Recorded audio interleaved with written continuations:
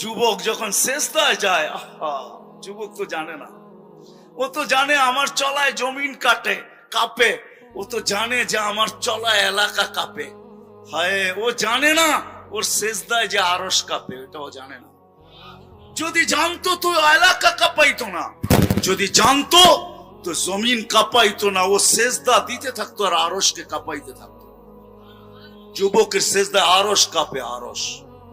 যুবক যখন সেজদায় যায়, সেজদায় পড়ে তো আল্লাহ ফেরেশতা, নাইলে এই হাদিস কোনোদিন আসতো না। আল্লাহ ফেরেশতাকে বলে, উনজুর ইলা শাব মাযা ইয়াফআল, যুবকের দিকে তাকাতো কি করে, আল্লাহ জানেন। তো ফেরেশতা বলে, জাআলা আজলাহু ওয়া মাজালাহু লিআজলিক, সবকিছু বিসর্জন দিয়ে আপনার কুদরতি পায়ে মাথা ঠেকায়া দিছে। তা আল্লাহ বলে, হাদা আবদি হাক্কা, এ আমার পারফেক্ট বান্দা, ইন্নী উবাহি বিহিল মালাইকা, তোমাদের উপরে আমি একে নিয়ে গৌরব